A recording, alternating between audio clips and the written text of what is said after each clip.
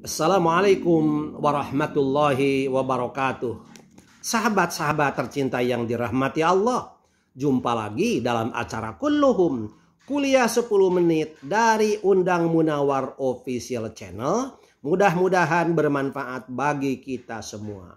Materi kali ini saya akan menyampaikan kisah yang tersisa dari kisah Nabi Sulaiman bersama Ratu Bilqis, yakni kisah tentang negeri Saba yang dilukiskan oleh Allah dalam Al-Quran. Baladatun thayyibatun wa rabbun ghafur. Dalam sejarah, Saba adalah ibu kota kerajaan Saba atau Sabaiyah. Kerajaan Saba ini didirikan oleh Saba Yasjub bin Ya'rub bin Qahtan yang menjadi cikal bakal penduduk Yaman tahun 955 sebelum Masehi di Yaman. Nama kota Saba terambil dari nama Saba bin Yasrub itu. Begitu juga nama kerajaan Saba atau Sabaiyah. Kota Saba kemudian dikenal dengan nama Ma'rib. Letaknya kurang lebih 96 km sebelah timur laut kota San'a. Kaum Saba itu termasyhur dalam sejarah sebagai orang-orang yang bergerak di bidang perniagaan. Negeri Saba di waktu itu menjadi pusat perniagaan. Jalan-jalan perniagaan laut dan darat bertemu di negeri Yaman. Perniagaan itu dibawa dari timur jauh, dari Indonesia, Malaysia, India, dan Cina, ke benua barat dengan melalui Persia, Yaman, Suriah, dan Mesir. Dari Suriah dan Mesir diteruskan ke Eropa.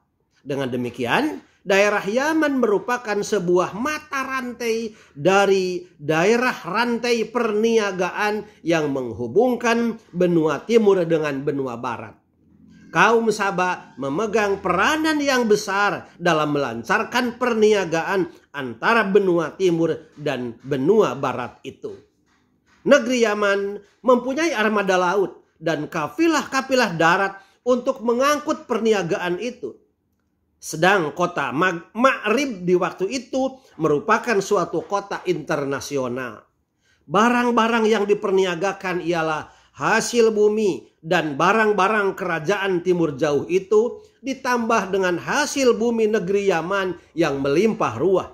Karena memang daerah Yaman adalah daerah yang amat makmur. Di waktu kembali dari Eropa, Mesir dan Suriah, saudagar-saudagar itu membawa tekstil ke timur. Kemakmuran negeri Yaman adalah disebabkan adanya dam-dam, adanya bendungan-bendungan air yang dibangun oleh raja-raja kerajaan Sabaiyah itu. Di antaranya sebuah bendungan raksasa di kota Ma'rib yang dikenal dengan bendungan Ma'rib.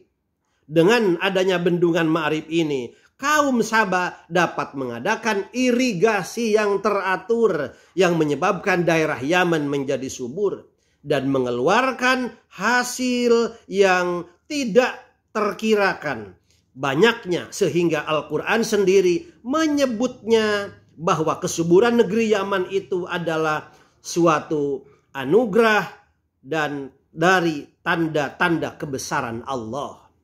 Adapun wanita atau ratu yang memerintah kaum Saba, yakni Ratu Bilqis, yang masa pemerintahannya adalah semasa dengan pemerintahan Nabi Sulaiman. Ia adalah putri dari Surahil yang juga berasal dari keturunan Ya'rub bin Qahtan. Sekalipun Balqis adalah seorang wanita, namun ia telah sanggup membawa rakyat Saba kepada kemakmuran dan ketentraman. Ia adalah seorang yang dicintai oleh rakyatnya. Dalam sejarah dikenal dengan sebutan Malikatus Saba atau The Queen of Saba. Kehebatan kemakmuran negeri Saba dilukiskan oleh Allah dalam Al-Quran surat Saba ayat 15. A'udzubillahi minasyaitonirrajim. Laqad kana li saba'in fi maskanihim ayatun jannatani ayyamini wa shimal. Kulu mir rizqi rabbikum washkuru lahu baldatun thayyibatun wa rabbun ghafur. Sesungguhnya bagi kaum Saba ada tanda kekuasaan Tuhan di tempat kediaman mereka, yaitu 2 buah kebun di sebelah kanan dan di sebelah kiri. Kepada mereka dikatakan, makanlah olehmu sebagian rizki yang dianugerahkan Tuhanmu, dan bersyukurlah kamu kepada Allah di negerimu. Negerimu adalah negeri yang baik, dan Tuhanmu adalah Tuhan yang Maha Pengampun. Pada ayat ini, Allah menerangkan sekelumit tentang kaum Saba yang mendiami daerah sebelah selatan Yaman itu. Mereka menempati sebuah wadi atau lembah yang luas dan subur berkat pengairan yang teratur dari bendungan Ma'rib.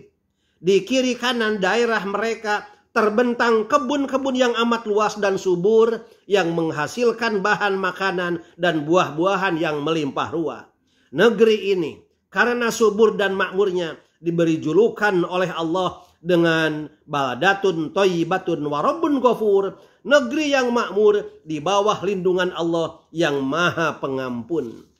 Kaum Saba pada mulanya menyembah matahari. Setelah pimpinan kerajaan sampai ke tangan Ratu Bilqis, mereka menjadi kaum yang beriman dengan tunduknya ratu itu kepada Sulaiman. Tetapi lama-kelamaan kaum Saba itu menjadi sombong dan takabur, dan lupa bahwa nikmat kekayaan dan kemakmuran yang mereka miliki itu adalah anugerah dari Yang Maha Kuasa dan Maha Pemurah. Allah dengan perantaraan Rasulnya memerintahkan agar mereka mensyukurinya atas segala nikmat dan karunia yang dilimpahkannya kepada mereka. Negeri mereka berkat karunia Allah menjadi subur makmur, sedang Dia Allah Maha Pengampun yang melindungi mereka dari segala macam bahaya dan malapetaka. Kemudian pada ayat 16 masih surat Saba, Allah berfirman, fa'aradu fa'arsana alaihim sailal arimi wa baddalnahum bi jannataihim jannataini dhawatai ukulin khamti wa athli wa syai'im min sidrin qalil. Yang artinya, tetapi mereka berpaling, maka kami datangkan kepada mereka banjir yang besar, dan kami ganti kedua kebun mereka dengan 2 kebun yang ditumbuhi pohon-pohon yang berbuah pahit, pohon asal, dan sedikit daripada sider.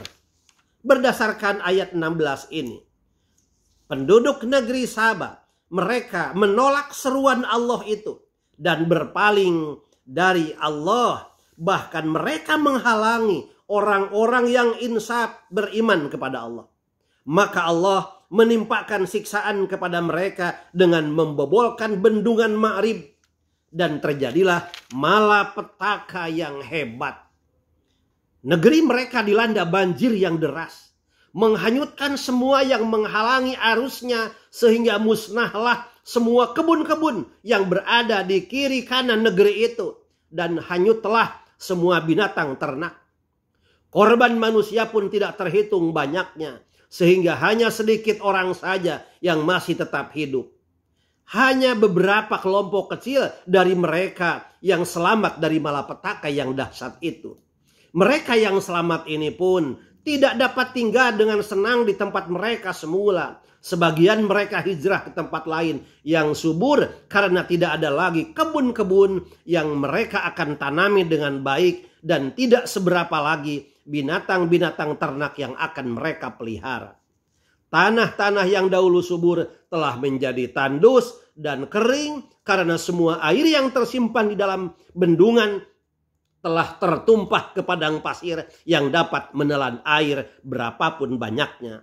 Yang tumbuh di bekas kebun-kebun mereka hanya tumbuhan yang tidak banyak gunanya.